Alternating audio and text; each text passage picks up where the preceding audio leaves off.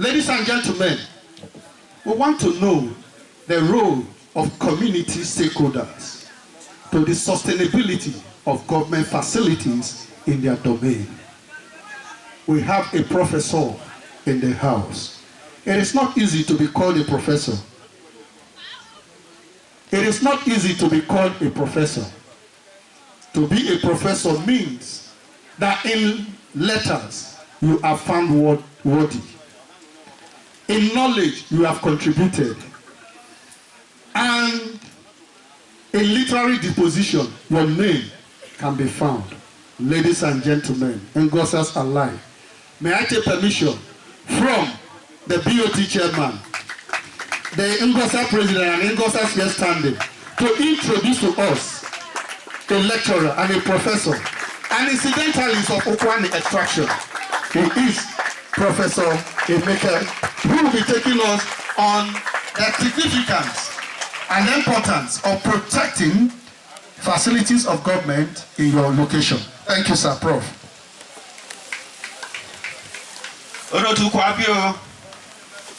Chukwuemeka Osadebay Ndomotofe Osebukwani Zuni Nishiagware Mmebo Ojieh Chukwuemeka Ojione Mbonyani Chokwani Ewish Mbu Professor of History and International Studies Delta State University, Abraka. Mbashi Deacon, the Living Faith Church. Mdini sabbatical leave as visiting professor in the Osadebay University.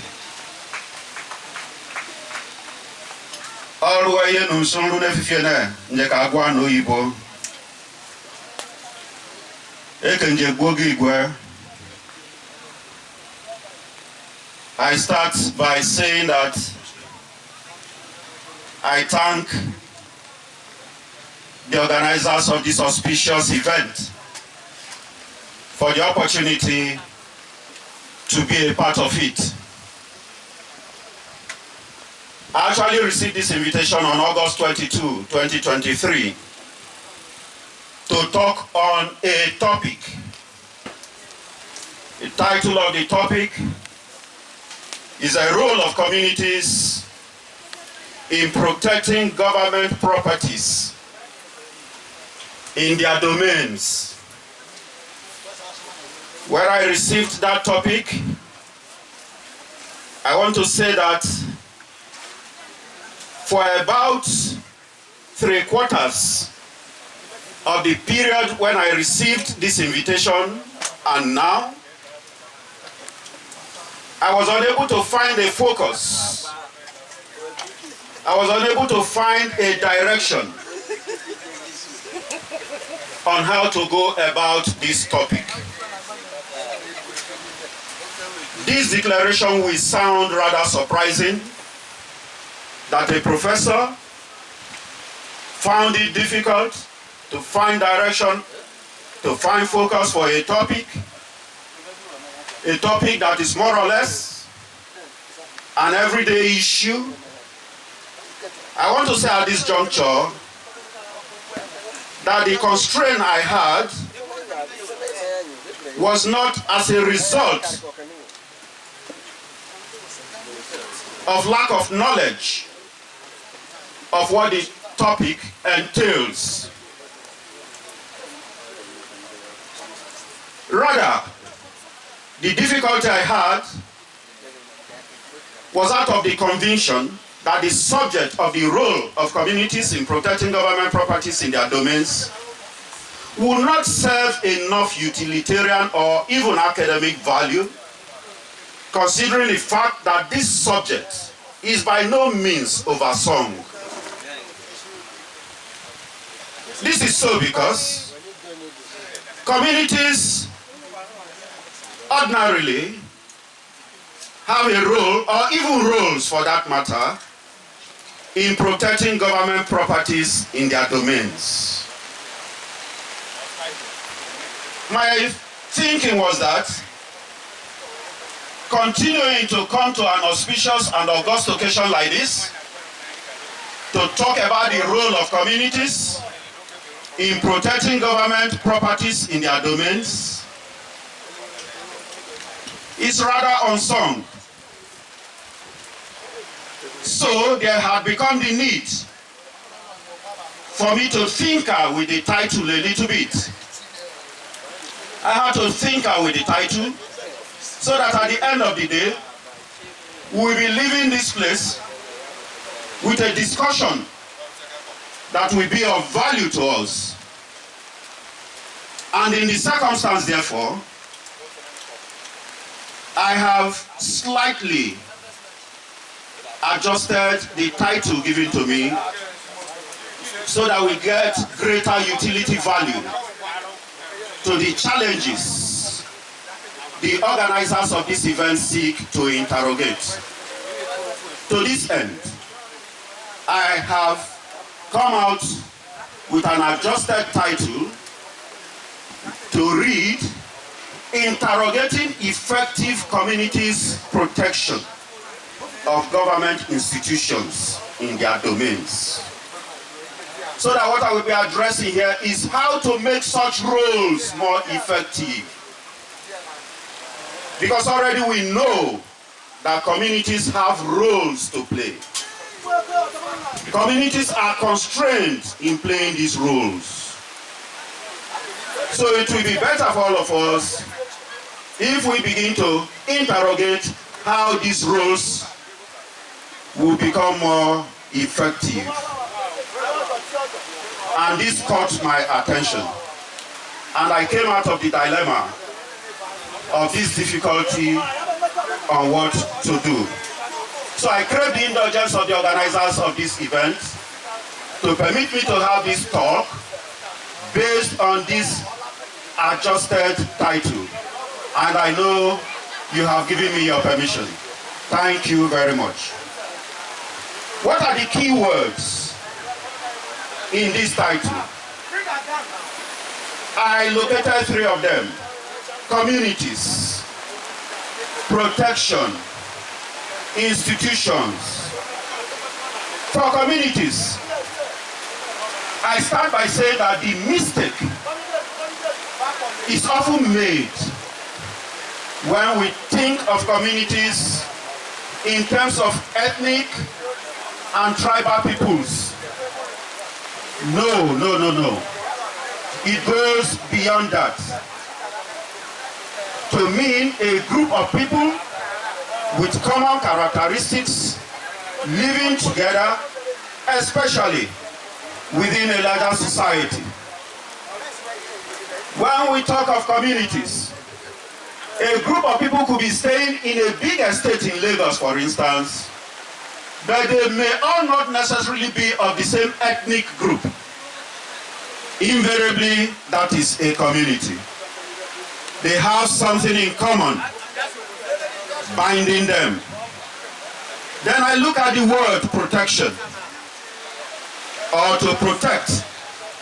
It is the art of safeguarding, defending, securing, particularly from violation of the acceptable conditions.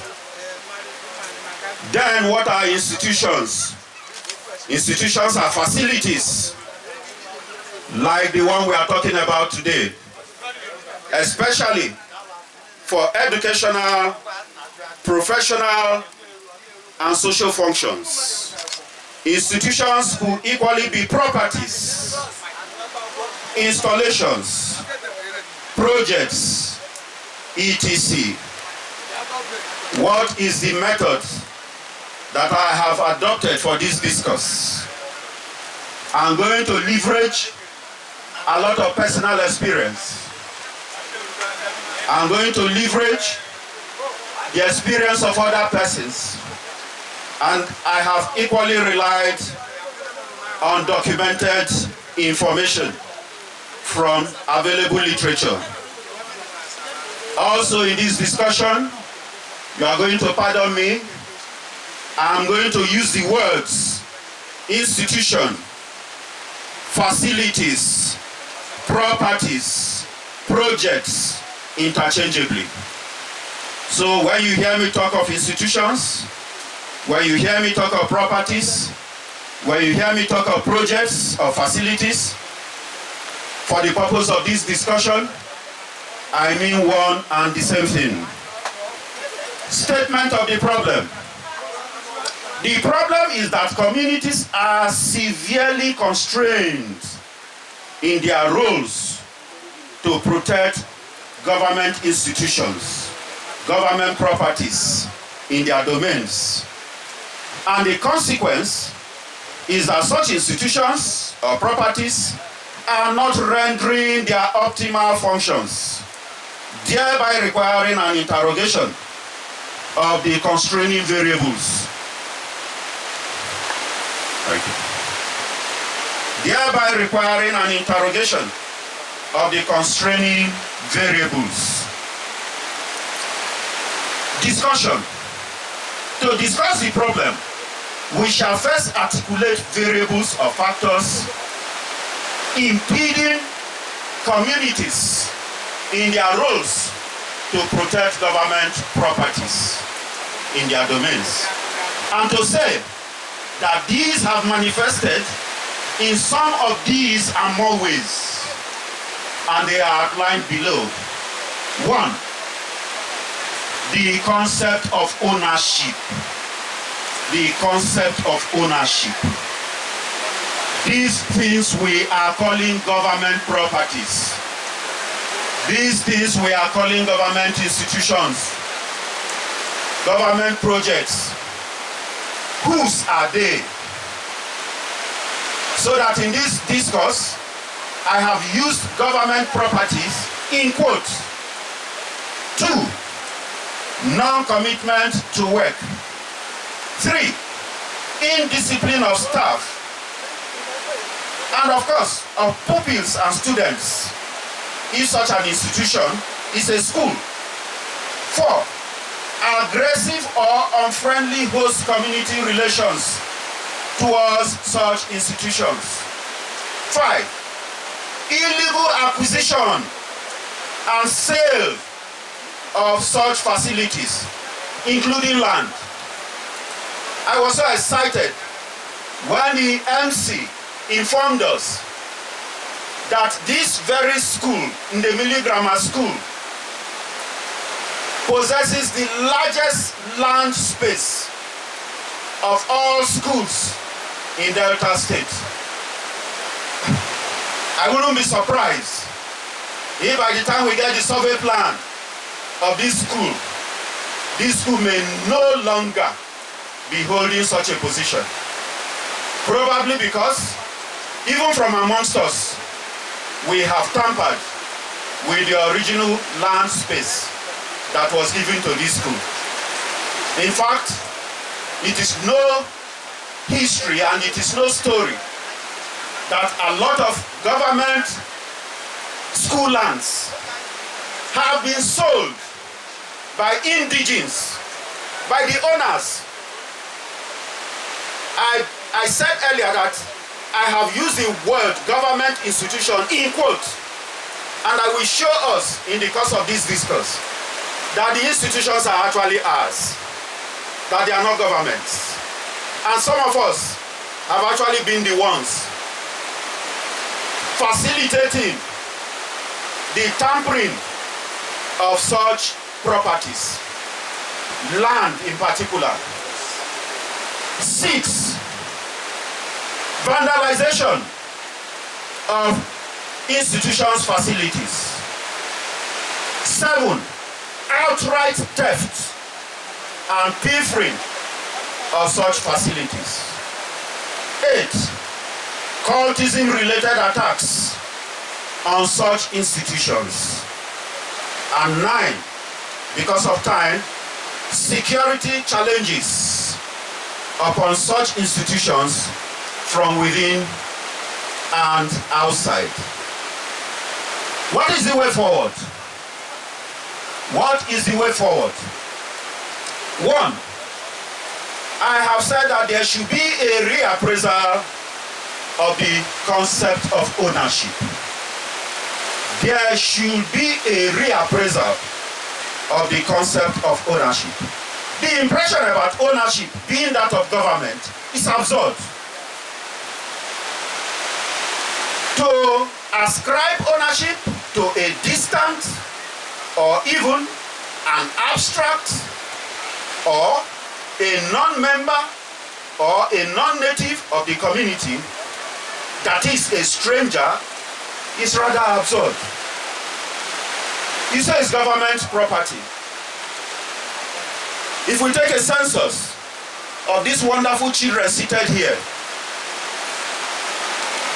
I would be surprised if you say up to 90% of them are not indigenous of this community. And if that be so, how do you now label the institution government institution when the ultimate users are the indigenous? So I have recommended that we should do a reappraisal of the notion of ownership. And I want to quote somebody in this regard. I want to recall the admonition given by a one-time Delta State Commissioner for Basic and Secondary Education, Mr. Patrick Uka, during an interactive session with community leaders on how to secure the landed property of Onichubo Mixed Secondary School. He said, the state government build the schools for the communities, and it is expected that such communities should, and I put in quote here, should own their schools. Communities should own the institutions governments have established for them. Governments established these institutions primarily to serve the communities. I joined the former commissioner to urge Ndemili community to own Ndemili Grammar School as its own property. Number two, knowledge of the legal status of properties through inventory of assets, including land. I start by saying that you can only claim ownership of what you know. And to know what you own, you should be able to identify same. Worthy of note in this regard, and to which I personally highly appreciate, is the recent order by His Excellency Sheriff Oboroweri, Governor of Delta State, for the audit of physical infrastructures in public schools. Recently, Delta State Governor Sheriff Oboroweri mandated government officials to embark on an inventory. In this regard, I want to give one example. I went to start work somewhere. For the purpose of confidentiality, I wouldn't be mentioning a name. I went to start work somewhere. And while I completed the process of assumption of duty, I visited an old friend of that community. When I got to his house, I saw pieces of furniture items with the logo, with the name of one of the institutions in his community as part of the furniture items in his house.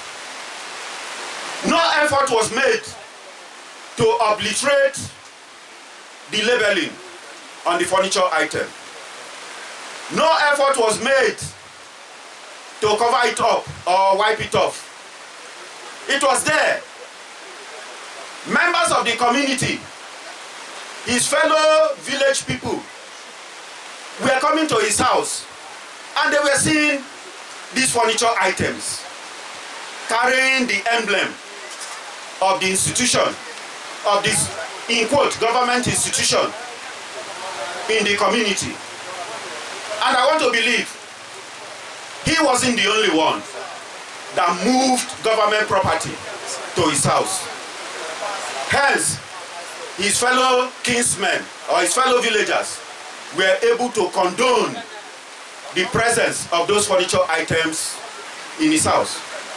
I believe if I took a tour of the entire village, I would have equally seen the same thing replicated in other people's houses. What knowledge do we have of what the properties of this school is? Most of those things that Madam talked about, 1973, there are some that ought to have survived even up to now. Yes, 50 years. Are they still there? What happened to them? It is possible that what I saw in this place that I visited, if we go around this town, we are likely to see school chairs, school tables in the houses of individuals, and nobody is bothered. And that person is not called a thief. Probably that person is even a chief. Probably that person is even a born-again Christian.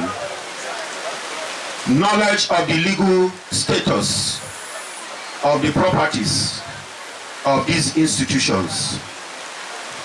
It will help communities in playing their roles, protecting properties of institutions when they have knowledge of the assets of such institutions. And like I said earlier, particularly land. Most of government institutions today do no longer stand on the original land spaces that they were accorded by the communities at inception. Such land spaces have been tampered with and grossly reduced. I want to urge, as I recommend, that community leaders, heads of such institutions, should make request, probably from the Ministry of Education, basic and secondary, for the original documents, certified true copies, to be issued to such community people. And where it is found that part of such lands have been taken, they should be recovered. They should be recovered. Deliberate community policing of facilities. I was so happy when I was driving in here. Members of the vigilante group accosted me at the entrance. I wish they could do such. I wish they could do same to properties of schools. Those who come to cut away items of furniture from schools, communities should sufficiently police such institutions as a way of playing their roles in protecting such institutions and facilities. In this regard, I want to draw our attention to an event in 2017 when the Delta State Council of Traditional Rulers had a meeting and came out with a communique in Asaba in 2017, actually in September, just like we're in September now. They charged communities in the state to make protection of government property and other facilities in their areas a top priority. This came in the heels of incessant destructions of public facilities like water pipelines, stealing of generating sets, and vandalizing of other critical government infrastructure. What I want to add here is that where there are such violations, we should think of sanctions. We should think of sanctions. They said that violators will be severely sanctioned. We know that these days, the modern sanction techniques, you take people to the police, you take people to the courts. Those who have a lot of money, they have ways of wriggling out of this.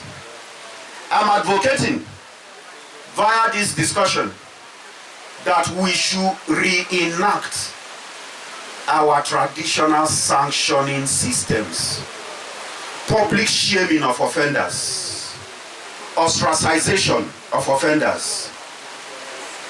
These have greater effect than the conventional and modern sanction methods that we have today.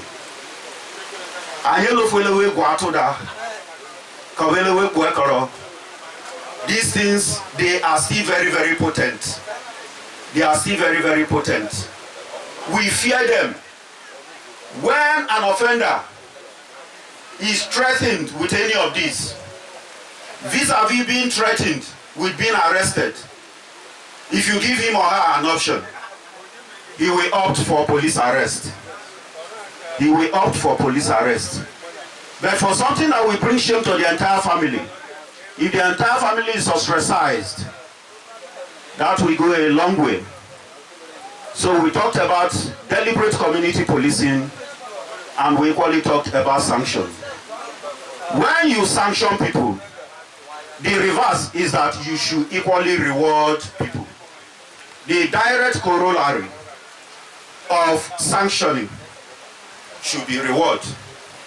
If there is a mechanism of sanction, there should equally be a reward mechanism. For those who, for instance, are able to apprehend thieves who have breached the laws by helping themselves with such institutions' facilities, such people should be rewarded. Those who catch thieves should be rewarded. Those who foil the theft of such items should be rewarded. That is one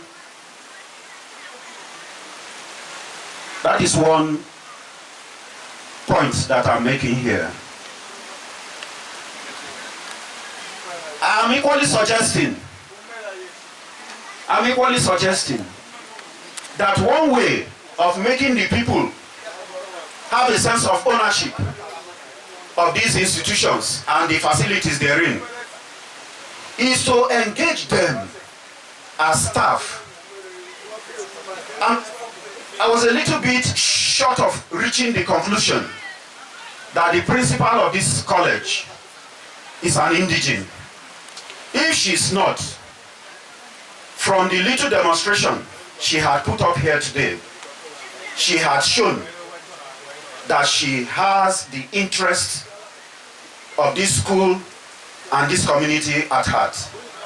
And if she's not a direct indigene, she qualifies to be accorded that status. Also, when somebody from among the Inotus was talking, he made reference to a predecessor of the current principal who was not from, or who is not from this place. And the point he made was that the difference between both of them was very, very clear.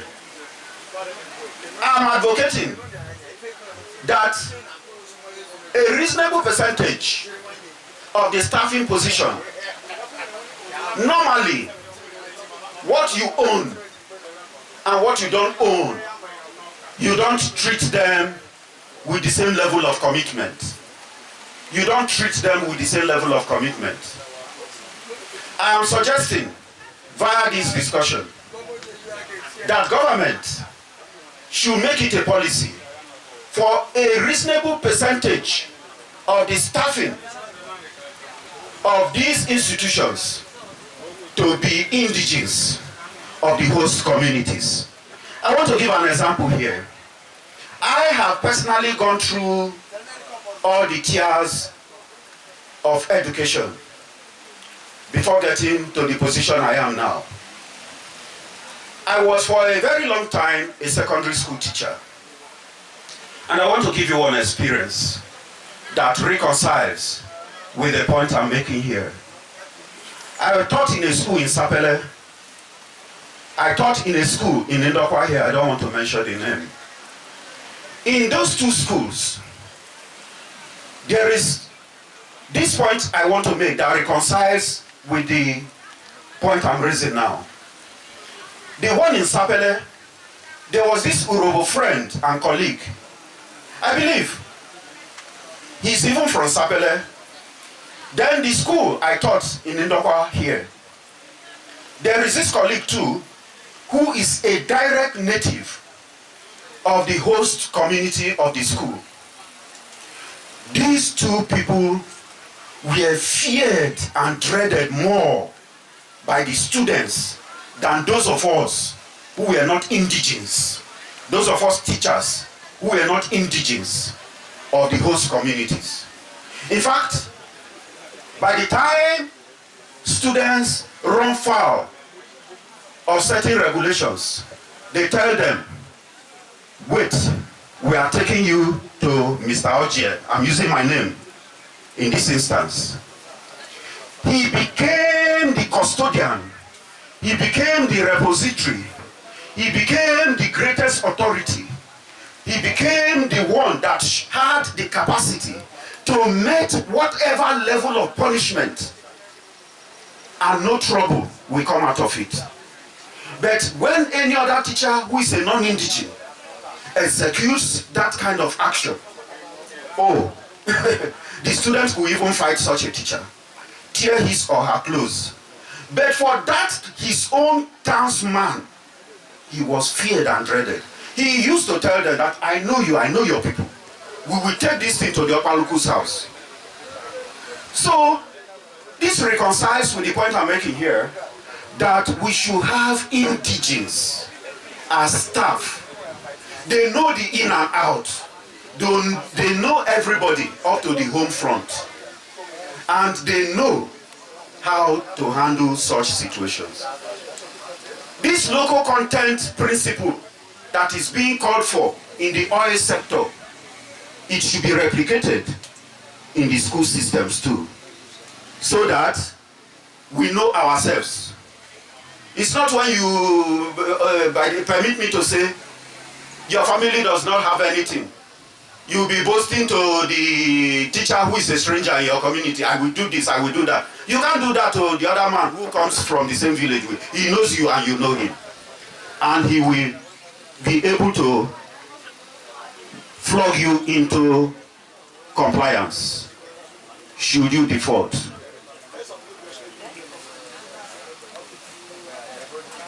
Engage credible individuals in management committees. For example, the Parents Teachers Association. Permit me to say, I declared at the beginning of this discussion that I'm going to talk from experience, and I'm going to talk from some of the things I got from literature. The Parents Teachers Associations, they are collaborators with some school heads in the violation of regulations, particularly relating to finance. It is in the houses of some of these officials that you see the furniture piece that I spoke of earlier. It is in the houses of these officials, management officials of schools, that you hear that monies that were meant for the running of the school is shared. Again, I want to talk something from experience. There was this instance of the chairman of a PTA asking the principal to allow him or to assist him with some funds from the PTA levy. It got to a point he refused to pay back, and he boasted that when next the principal was going to confront him with this demand, that he was going to expose her. That he was going to expose her. But unfortunately, in our communities, we know the credible people. We know the people that have integrity. But just like Plato said, no man is as hated as he who speaks the truth. No man is as hated as that man who speaks the truth. If we take a look, even in our seated positions here, if we search our minds around this community, for those of us from this community, we know the people with integrity. And we know that those people are not holding any position. Because we brand those people. We koku igwe, we nyocha ife igwe, we aropia ife igwe, oku, we do oku na, you know, they are so denied very sensitive positions because of their integrity. And we make use of pliable human beings who will now help themselves with public facilities. I'm using the medium of this discussion to say we should go back to those people that we know to be credible. Something happened recently, and I was so excited about it. The state government came out with a list of those charged with the distribution of the government palliative items. I saw comments that were being made about some people that I know. I don't want to mention their names. They were talked of so highly, and people appreciated, people marveled at how government was able to locate them. One of them is a professor in my university. I know him. I know that he has integrity. I know that he's credible. And two other people too that I know. Those people, we know them. We know them. We should go for them to be in charge of our PTAs, to be in charge of our negotiating teams with government. Those people will not talk of their pockets. They will talk for the benefit of the generality of the people. Engage indigenous contractors. I'm talking to government here. Engage indigenous contractors. When you want to establish a project in a place, if there are capable people from that community and they are credible too, engage them. By the time you bring a complete stranger to come and execute projects for people in their communities, they are going to show apathy. The youths will ask for deve, and after asking for deve, you have depleted the mobilization fee that government gave to the contractor. The end result is shoddy projects, if not abandoned projects. And because of the deve that has been collected, no action will be taken. Because you have equally partaken, you know, from the funds. And you cannot now begin to ask that they should give you a standard job. You can't ask that they give you a standard job. Financial commitment on the part of host communities. As little kids, when we recklessly handle some items, our parents will tell us, Yama Ronwego Ifekenu. Ifekenu Ijinegu Fuego, Yama Ronwego. That you don't know the monetary value or even the utilitarian value of that particular item. Hence, you can toy with it and misbehave with it. But if you make financial contribution, towards any particular project, there is no gainsaying the fact that you are going to handle such a project or such an item with greater care, with greater commitment. I call on us, like the old students are doing today. I call on everybody in our respective communities to make financial sacrifices towards. Government has built it. What of the maintenance? What of further improvement on such facilities? If we are given a school without a fence, we are talking of the role of the communities. Okay, maybe fencing will be a very huge project, but we should start from somewhere. We should start from somewhere. So we should make financial commitment. I want to say this, and this will sound a little bit absurd to us, but at the end of the day, we will see sense in it. Avoid desecrating these institutions. Avoid desecrating these institutions. Somebody will say, somebody will scorn at this point. If you scorn at this point, I will ask you why we forbid even married people from going to have sex in our farms. Avoid desecrating these institutions. Avoid desecrating these institutions. Many of these facilities, at night, the windows are broken so that the classrooms will serve as chalets for human beings. The same evil that is incurred by a man and a woman going to have sex in the farm can be replicated in these institutions when you desecrate them. When you desecrate them, there is no two ways about it. There is no two ways about it. These are places that should be kept with sanctity so that the benefits thereof will be reaped by everybody. And I've been notified that my time is up. I want to say on a final note, we should engage the power of prayers and the mercy of God. He is the greatest watchman.